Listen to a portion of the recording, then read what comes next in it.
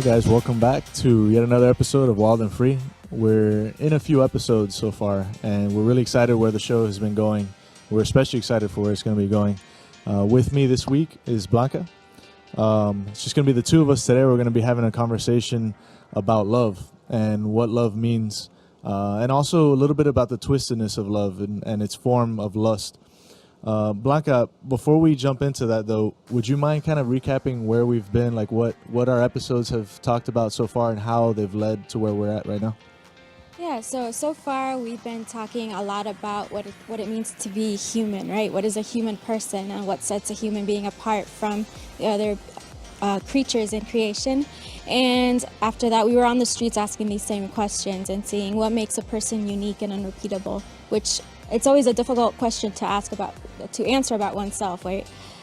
We went on to talk about the differences between masculine and feminine, and what makes each one distinct and unique in their vocation and then also what makes them both work together, what makes them complementary. And we even had an interview with a singer, Mike Mangione, and he was talking to us about beauty and truth and goodness, the three transcendentals. So it's kind of working its way up to a lot.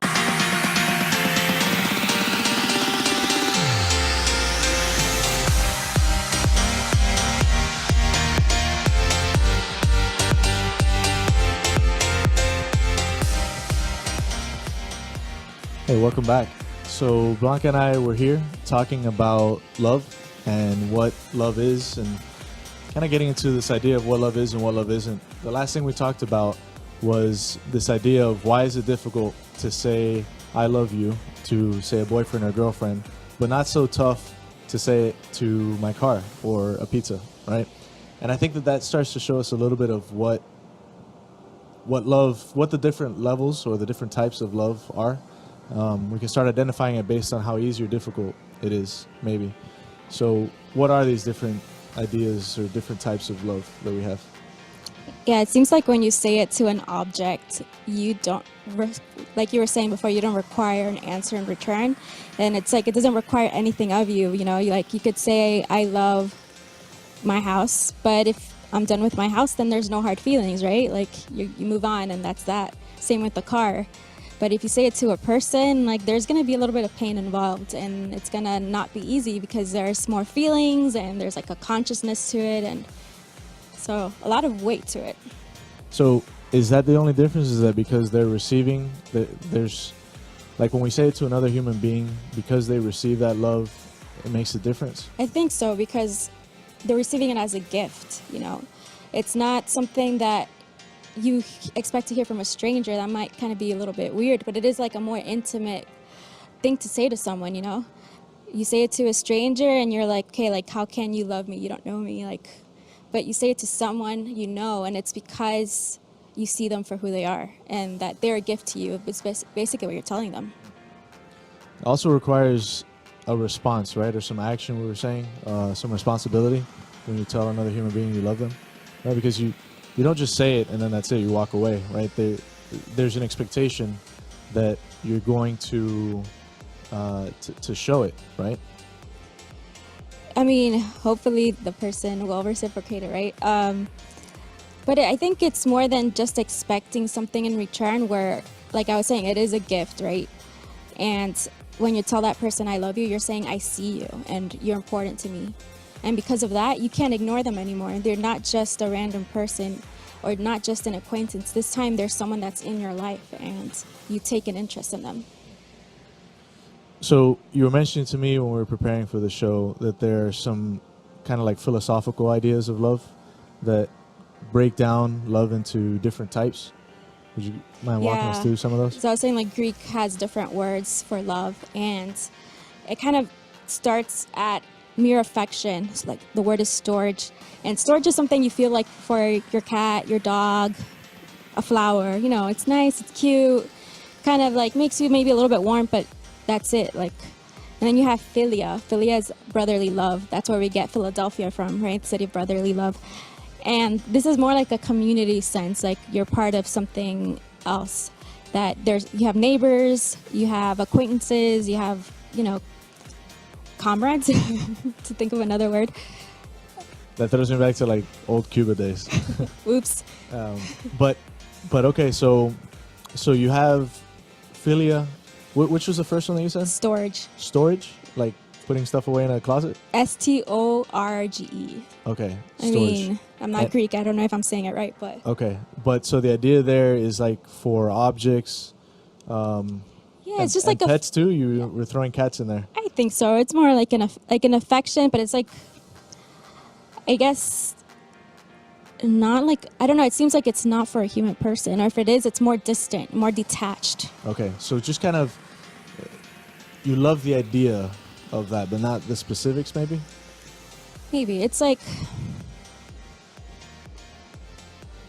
now you have me questioning it, like whether, because some people really love their pets. Right. Sure. And their pets mean a lot to them. So I don't want to say like, oh, your pet is just something like distant from you. But well, maybe we'll save the pets for somewhere else along. Maybe the pets could be spectrum. Maybe philia. it falls in somewhere. So philia is this idea of love, but for the community. Maybe Yeah, not the it's like specifics within it, but kind of, I love you because you're my neighbor, even though I don't maybe you're a necessarily fellow know human being. You are, Yeah. you know, you live where I live, or maybe we've experienced something together, right? There's an affection, there's a sympathy involved. Maybe that feeling that you get when you're at a sporting event. And Right, you're that's like, definitely that philia. sense of belonging, that sense of love that you have, not just for the players on the field, but for, you know, the crowd that you're part of. Yeah, and you definitely identify with the others to a certain extent. So Okay. brotherly, sisterly. So then what else do we have after philia? Then we move on to eros. Eros. I think we talked about it a few weeks back. And eros is this passionate, like, desire, basically. And a lot of people confuse this word and they think it's a bad thing, eros, but it's not. I mean, I think in the culture we twisted the word erotic to mean something negative, but originally Okay, desire. so that's where erotic comes from. Yeah. It's from eros. Okay. But originally desire is not a bad thing. It's actually a part of love. So that's where that is. And a lot of it is affiliated also with romantic love. Like Eros is the name of Cupid in Greek mythology or yeah, Latin. probably is a One Greek of those word, right? Roman, yeah. Yeah, it's a that Greek makes word, sense. so Greek mythology. Okay, so that's interesting because we're starting to see some of that, and I guess maybe some of that discomfort with Eros comes from kind of where we've been.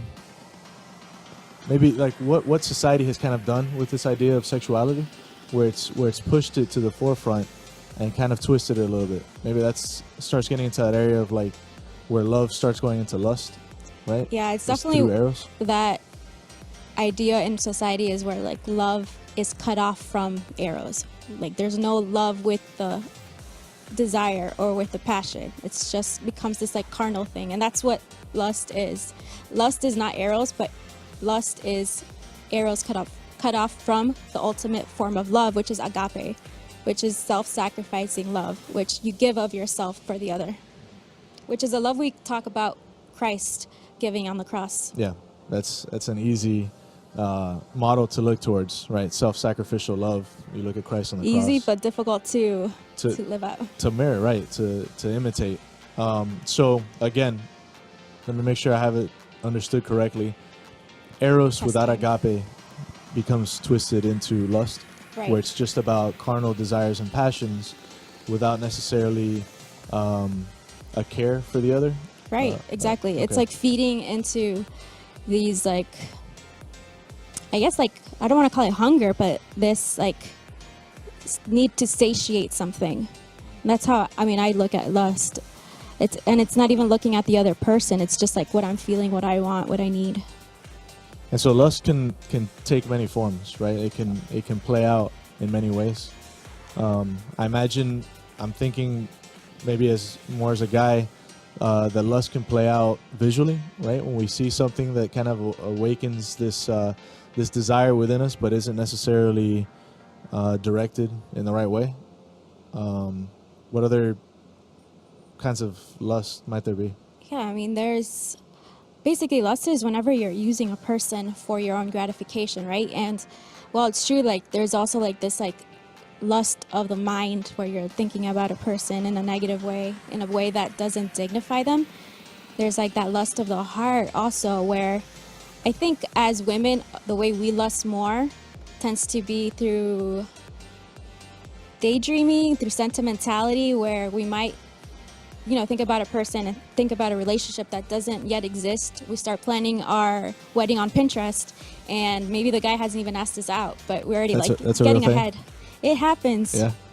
Okay, so True confessions. So you kind of start planning something that's not there, and so you're allowing that is that eros. Then you're allowing kind of these passions and desires to go without really the idea of sacrificing to somebody. I guess if you're planning a wedding and you don't have a significant other, there's no one really to sacrifice. Oh, for? definitely not. I guess it's letting those desires go out of whack, like no control at all, and so lacking that like discipline in our minds, in our hearts, and just not being grounded in reality is what it is. I don't know, what I keep thinking about is when I think of like discipline and like certain structure, I think about a body of water, right? You have a river and it's bound by, it's banks, right? And it moves towards a certain direction and it has power. What happens when you remove those boundaries? You have like a swamp. And I feel like the mind is the same way. You have to channel, one's thoughts and one's feelings towards a certain good, but you let it go all over the place and you get a big mess. Okay, so that idea of discipline is maybe not one that's so popular in modern society, as far as, especially when it comes to love. I think love is It's looked at as a dirty word. Yeah. You're expected, I think, in modern society, that love is supposed to be completely free, which it is, right? Like, we want to promote that idea of free. Our show, right? Wild and Free. But that freedom comes with a certain responsibility, that idea of boundaries, right? That if you don't have those boundaries, you don't really have freedom, you just have a mess. It kind of spills out. I think of athletes and sports as a good example of that. We look to athletes and we value and prize their discipline, right? Yeah. Because it's through that discipline that they become great at whatever they're aiming for, right? If they were kind of following their passions and their passions only without that idea of sacrifice, I imagine a lot of athletes wouldn't be the tremendous role models that we see them as, because maybe they can't achieve as much because, like you were saying, without that structure, it spills out. So how do we kind of look at that as it applies to love? I think of also musicians, right? They have to practice and learn, and I think at first it seems really tedious to have to sit, let's say, behind a piano, behind a violin, and learn each note and how the instrument works. But once they know the instrument, once they know the notations, they could create any kind of music they want, right?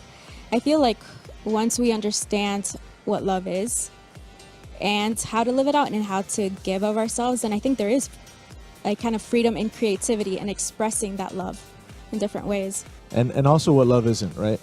Like understanding what love isn't, so that we can avoid it and move towards a true love. Mm-hmm. I think that's a good area to stop, and we can talk about that as we come back from the break. Stay with us.